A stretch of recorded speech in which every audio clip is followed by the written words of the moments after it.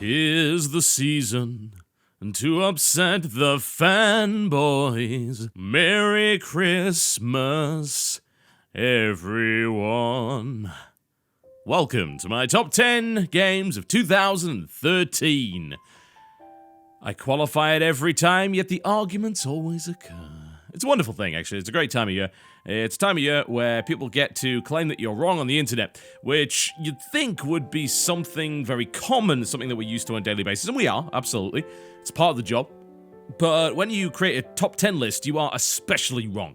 Especially wrong. This is particularly true if The Last of Us is missing from the list. Which, as it turns out, it is. As usual, the only, and I do mean the only reason that anything has made this list is simply because I enjoyed it the most. And that's as far as it goes. Why isn't GTA 5 on, you might ask? Because I didn't play it. Why would I? I'm waiting for the PC version. I want to see Rockstar's vision fully realized at 60 frames per second in a resolution not more suited to 2007. Why is The Last of Us not on the list, you might ask? Because I didn't enjoy the controls, so I didn't finish the game. It's really that simple. So feel free to commence the bickering. 'Tis the season for hate and misunderstanding. These are my top 10 games of 2013. Number 10. Killer Instinct. Welcome to the game that had no right to be any good. Developed by a company called Double Helix. This was the one game that I was looking forward to for about 5 seconds until I found out who was actually developing it. And this was the reaction of many people around the world as it was found out that no, it was not Rare that was developing Killer Instinct for its 2013 remake. Oh no, it was Double Helix, the developer behind such classics as G.I. Joe Rise of the Cobra, Silent Hill Homecoming, Battleship, and Green Lantern Rise of the Manhunters. This was a developer whose crowning glories were Front Mission Evolved, which was considered by many people to be a lesser sequel to the Front Mission series, and MX vs. ATV Reflex. That was it. And they gave one of the most venerated, although admittedly for a rather strange reason, fighting game franchises to these guys. For some reason, Killer Instinct has had a lot of nostalgia and an awful lot of weight put behind it, and no one really seems to know exactly why, especially considering the original game actually wasn't that great. However, Double Helix actually came through, and in a big way as well. Funnily enough, Double Helix actually consists of some of the members from one of my favorite studios, the now defunct Shiny Entertainment, who went out with a whimper after developing the atrocious Golden Compass and the embarrassing Enter the Matrix. This was a nosedive for a company that had developed classics like Earthworm Jim, MDK, Wild 9, and Sacrifice. And along comes Killer Instinct, a budget title, a title that frankly was derided for many reasons, including its business model, by people that didn't understand just how fair that business model was. A $20 fighting game with next-gen graphics, a phenomenal soundtrack, and an amazing combo system that both has supreme depth and is very easy to access for a new player. Add on to that, the best, and I do mean the best, tutorial in any fighting game ever made to date, and you have the best launch title on the Xbox One and a stellar entry right back into the fighting game scene for Killer Instinct, a game that has, of course, long since been defunct. It is a triumph that came out of nowhere, as far as I'm concerned. It was a very pleasant surprise, and it actually makes you feel just a little bit warm and fuzzy that a company that was constantly derided and was given a bunch of shovelware to develop was finally given a passion project and given the support they needed to actually fully realize it. Incredible. It's a really fun game, and if you ever pick up an Xbox One, you would be pretty silly not to drop $20 on Killer Instinct. Number 9. The Wonderful 101. Yeah, that's 2 console games. It happens, folks. I do play games on consoles from time to time, and The Wonderful 101 is a very late entry to my 2013 top 10. It's by one of my favorite developers who are about to enter the PC scene with their port of Metal Gear Rising.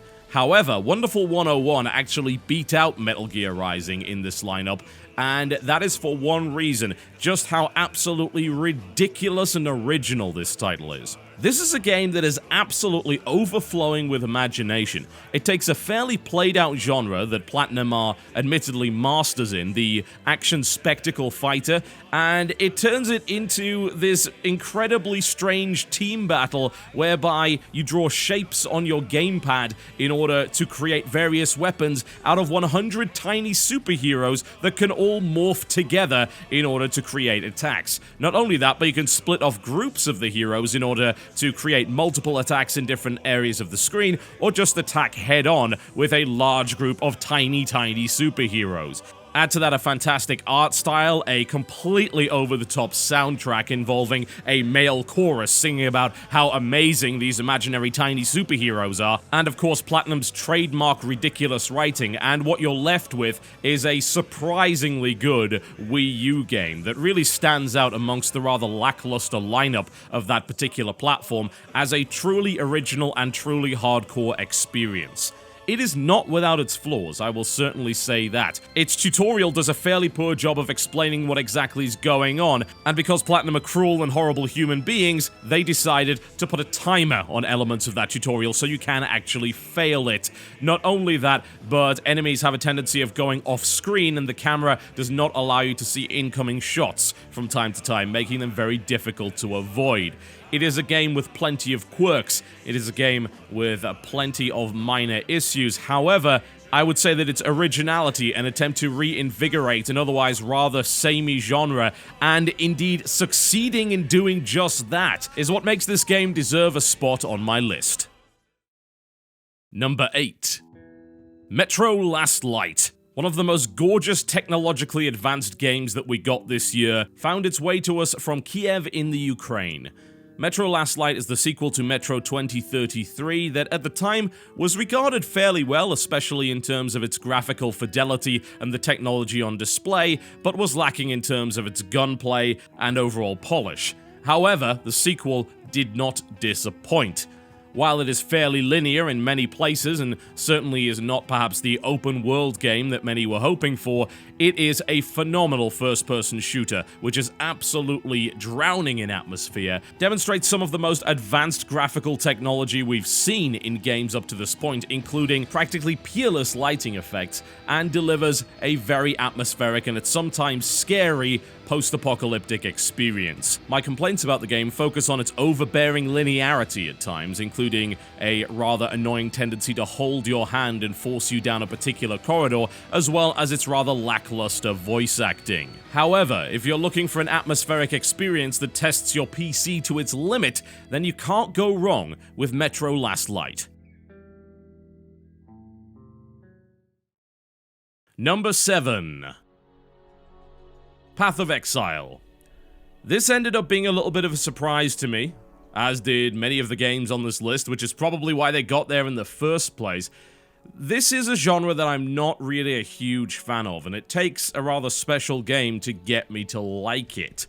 Last year, Torchlight 2 was able to do that, coming in at number 10. This time around, we have the very Diablo-esque game, Path of Exile, a free-to-play title from a small New Zealand-based indie studio by the name of Grinding Gears. What struck me immediately about that game was the fact that they'd created a rather modern Diablo-esque aesthetic. For those who didn't like the changes to the aesthetic of Diablo 3, for instance, this game may very well be right up your alley. It uses that darker, pseudo-realistic, gritty look, which works very, very well considering the game is steeped in a moody and miserable atmosphere where it's made abundantly clear that this is not a nice place to be. The island is hostile to you, and indeed all life, and everybody seems to merely be out to survive, and little more than that. Characters serve their own purposes and will happily help you as long as you are helping them, but at the end of the day, they are certainly not your friends.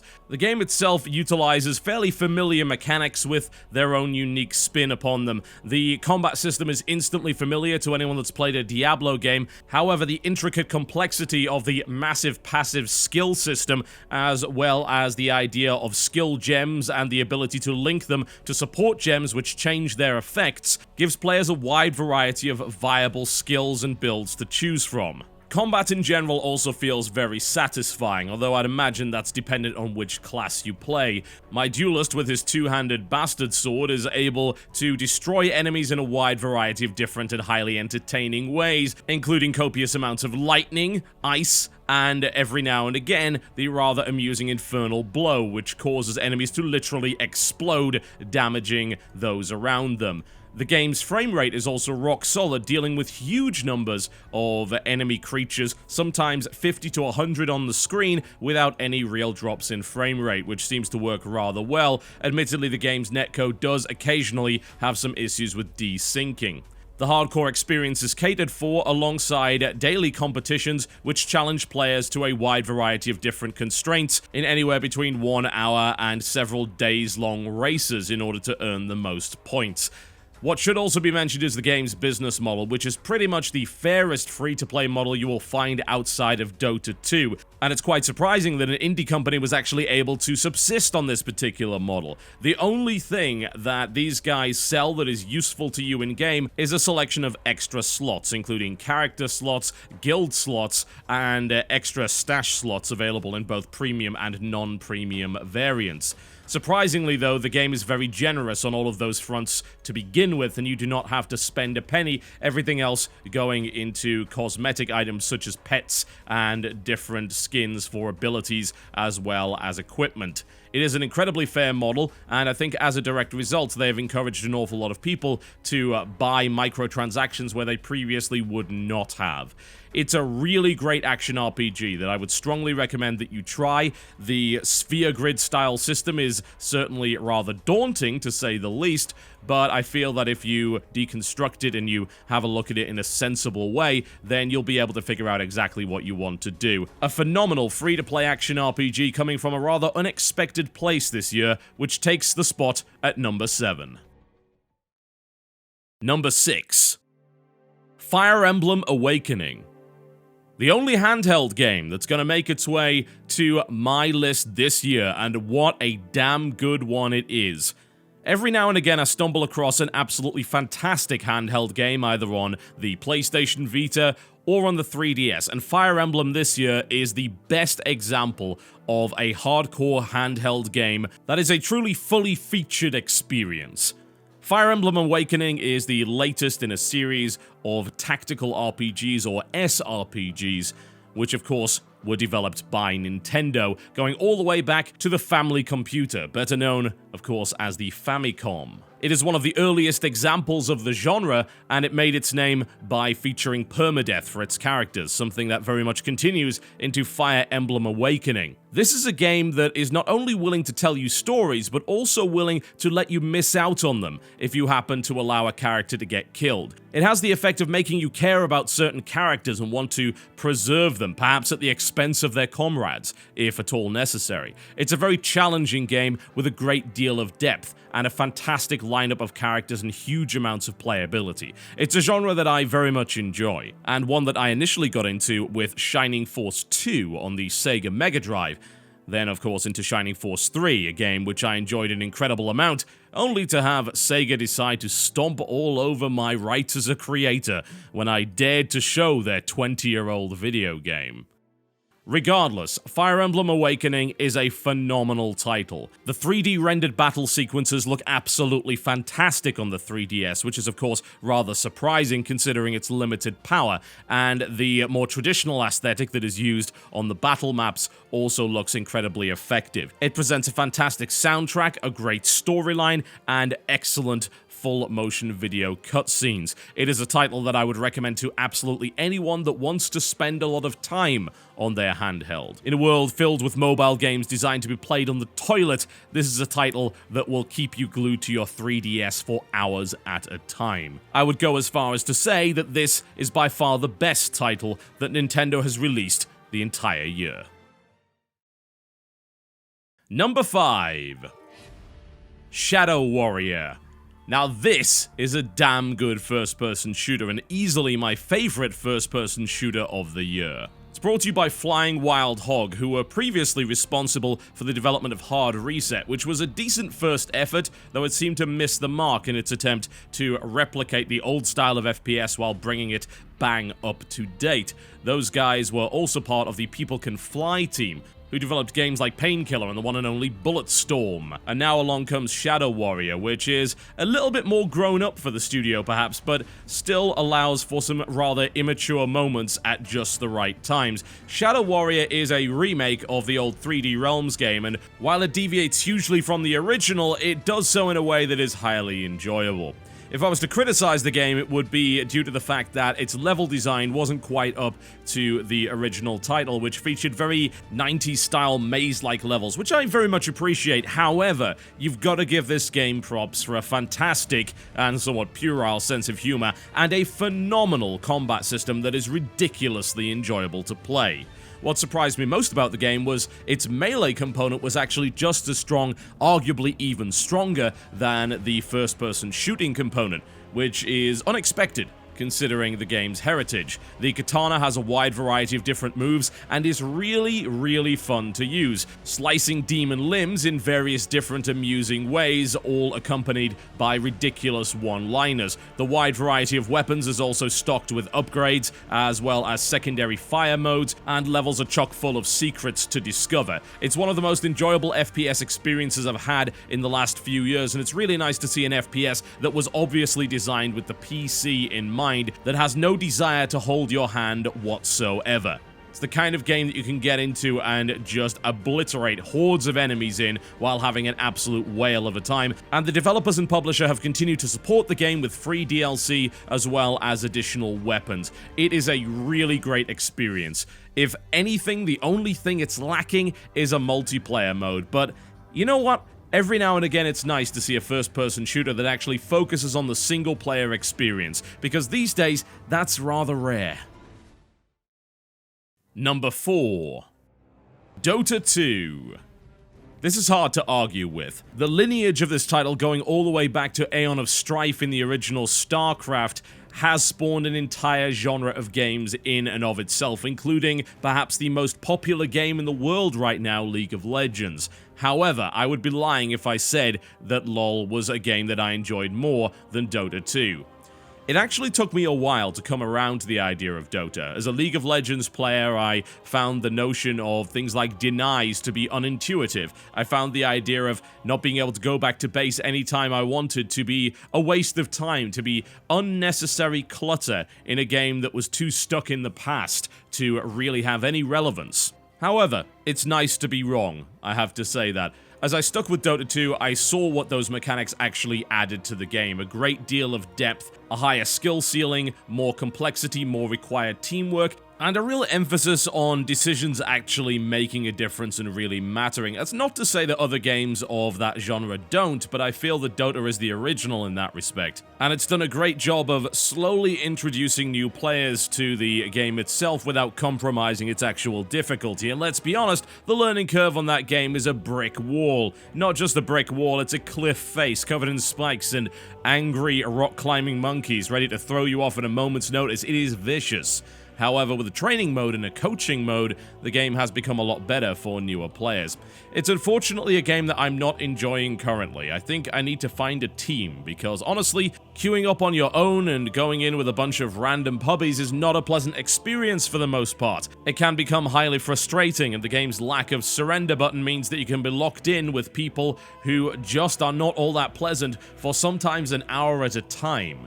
If you decide to bail on it, well, welcome to low priority queue, which is even worse. The queue times are also rather lengthy. The game certainly has an awful lot of problems, but I feel a lot of those are inherent to the genre. This is a game that has an absolute ton of potential when it comes to esports and competitive play. The International 3 this year was one of my favorite esports spectacles of the year, which is surprising because I'm usually a StarCraft guy, but I absolutely enjoyed that event and I thought it was really well produced. Valve did an excellent job with it, the teams played some phenomenal games, and to me, Dota 2 is still the best example of this particular genre. Will it be forever? Probably not. Considering how many games are being developed in this genre, sooner rather than later we may find a game that ends up being better. And to some people, that game already exists. It's called League of Legends. They believe that those mechanics and that particular design philosophy is a superior experience, and you can't really discount that because it's a valid opinion. However, personally, the game for me is Dota 2, and in 2014 I'm looking to hopefully get back into it with a few friends and see how far I can go. It's intimidating, don't get me wrong, but I think now is the perfect time to give it a try, and you can find it, of course, for free over on Steam. Number 3. The Stanley Parable.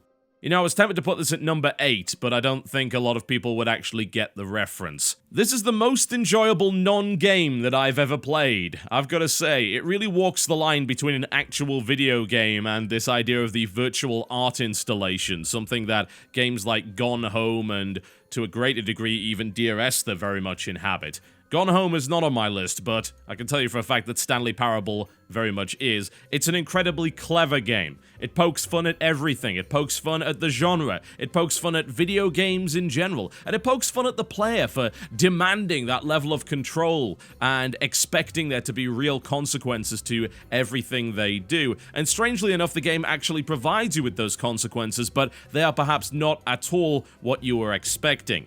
This is a game almost purely about exploration, about observing your environment and coming across ever more puzzling and perplexing ideas and situations, all accompanied by a fantastic narrator along the way, who delivers a fantastic dry performance, and the script is funny enough to match it. It's hard to really describe to people that haven't played the game exactly what it is. All I can really say is, well, you're Stanley, or are you?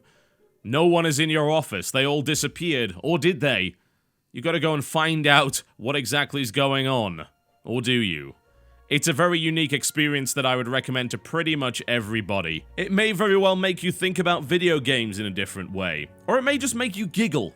All of those are okay. It doesn't really have to achieve anything. In a year where the debate rages about games being art, and many developers seem to be attempting to overreach and really say more than their video game is actually really qualified to, this is a game that simultaneously achieves that and yet mocks the very notion of doing so. A game with many endings that's going to mean different things to different people. And that means you should try it and find out exactly what it means to you. Number 2. Hearthstone. This really is the one game that I played the most for the channel. Everybody knows that I'm really into collectible card games, but Hearthstone came along and really... honestly, it swept me off my feet, and that was a little unexpected, but not completely. I feel like I was the only person in the world to be excited when the guys over at Blizzard announced a CCG. Obviously, that isn't the case, but there was a lot of skepticism, which was, of course, closely followed by demands to get into the beta. That is a beta test that was surrounded by some of the most hysteria I've ever seen. There was desperation among people, demands to get into the early beta test. The Hearthstone subreddit was insufferable for months, with people begging for keys, complaining about botched giveaways, and all manner of nonsense. For a game that so many people turned their nose up at when they initially heard about it, they were sure desperate to get in once they saw it in action. And Blizzard really did deliver.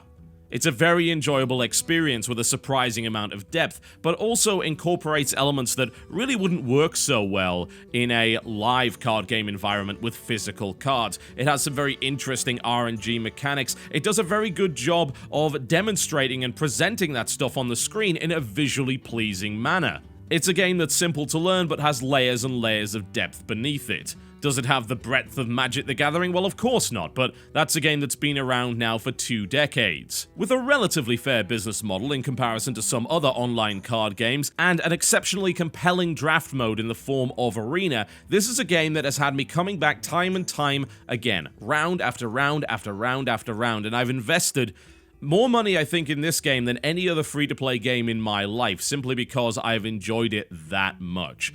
I'm really looking forward to what the future brings for Hearthstone. Once it leaves its beta phase and once expansions start to drop and we see more features like proper observer mode, team games, PvE, and all manner of different things that we hope will be added to the game. It's a game that I still play every night simply for my own enjoyment, and there aren't all that many games that can really keep me playing for that long these days, especially when it becomes a game that I make videos of for my channel. It very quickly becomes a job, but Hearthstone never has. It probably will at some point.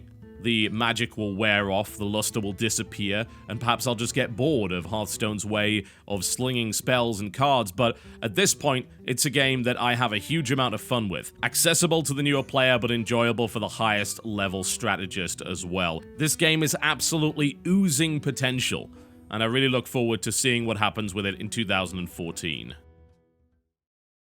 And now, finally, we come to number 1. A lot of you saw this coming. A hell of a lot of you saw this coming. You should have seen it coming. I stated in the video regarding this game that not only was this my favorite game of the year, that at the time I believed perhaps it was my favorite game of all time. Yes, dethroning the original Deus Ex. Now, a lot of people said at the time, well, you're just saying that for views. You're saying that because it's controversial. You're making a grandiose statement that you don't really believe in. Or perhaps you'll just come to your senses. The impact of the game hadn't quite worn off on you yet, and you'd look at it through jaded eyes a few months down the line. Well, that didn't happen.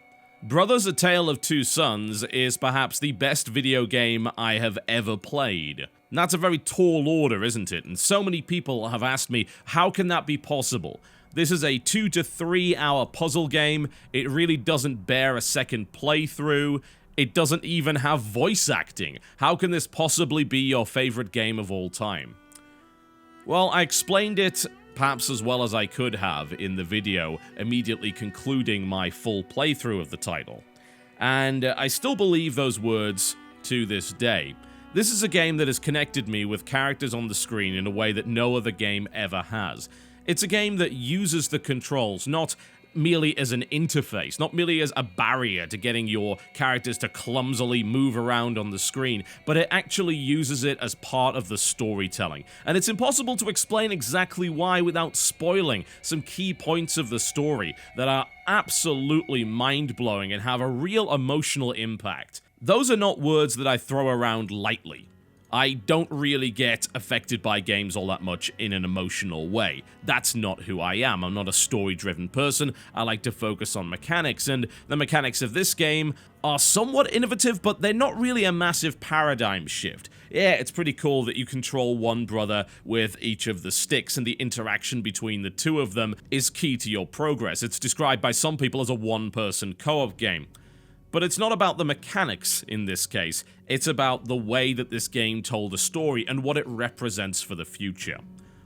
Many games this year have tried to tell a story, and they've done so more often than not by hiring big-name voice actors, big-name script writers, by loading the game with cutscene after cutscene after cutscene, sinking millions of dollars into creating the most lifelike characters they could. And I applaud them for that. That's cool. I really like the fact that developers are dedicating themselves to making characters in games a little bit less one-dimensional. But I think most of them are missing the point. The true strength of video game narrative comes in the interactivity of this particular medium. This is something that no other medium can do. No book, no television show, or movie will provide that level of interactivity, not even close. And that is the way that you really convey your narrative, because the player should not be on the outside looking in. The player should feel like they're a true part of this story. Lengthy cutscenes and celebrity voice actors make me feel like I'm watching a movie, not playing a game. That's not my voice that's coming out of these characters. I'm not really controlling these characters. They're going on for perhaps sometimes 10 minutes plus at a time without any input from me as the player whatsoever. I feel disconnected from these characters. And while the animation and the voice acting and the script writing is extremely impressive, a game like Brothers says, you are part of this story. You are these two brothers, and we're going to connect you to them in every way possible, and we're going to allow the story to connect with you directly as a player, and their control method is really what allows them to do that. It helps, of course, that the game isn't entirely laden with cutscenes and that it likes to be interactive wherever possible, keeping its non-interactive elements to a minimum. But inherently, this game is the story of two boys struggling to save their father, and that's a struggle that you really feel a part of. It sounds a little cliche, doesn't it? And you might be thinking, well, don't other games do that as well? The idea of hanging on with your controller to make sure that you do not fall down a sheer cliff face or let go of your brother. This is the kind of thing that other games do. Yes, you're right, but none of them does it this well, and there's one particular moment that accents absolutely everything that I'm saying, and anyone that's played this game knows exactly which moment I'm talking about. The controls are not merely there as a means to an end. They are there to connect you with the characters on the screen, the story, and the journey. The writer of this game, as well as the developer Starbreeze, seem to understand that games can be something more than merely running cutscenes. They can be something more than CG television shows with occasional interactivity. They can be more than that, and they can really play to the strengths of the technology and the medium that we have at our disposal. Brothers, to me, is the single biggest example of just that. If you break it down and if you decide to be cynical, as much as I tend to be, then you can look at it and say, well, this is merely nothing more than a third-person puzzle platformer with some fairly simple puzzles involving controlling two characters at once, and while that's a rather nice gimmick, that doesn't make it a game of the year. And you'd be right, if that's what you wanted to deconstruct it to, but I really feel that Brothers is far more than the sum of its parts, and what Brothers represents, and what Brothers made me feel in the 2.5 hours it took me to actually beat that game, gives me a great deal of hope for the potential of video games going into 2014 and beyond, in a murky year of questionable business decisions. This is a simple game trying to tell a simple story in the best way it knows how to do. And in my humble opinion, it succeeded absolutely in doing just that. Brothers: A Tale of Two Sons, ladies and gentlemen, is my game of the year for 2013. It's been a pretty good year for the channel, folks. This time last year, we were hovering just short of 900,000 subscribers, and at this time this year, we're about to break 1.5 million. I'd like to thank each and every one of you for your support throughout 2013, and I hope to see you again next year. You seem to like it here, so I'm going to continue doing what I do best and hope that's good enough for you. Please have a safe and very happy Christmas, and I'll see you next time.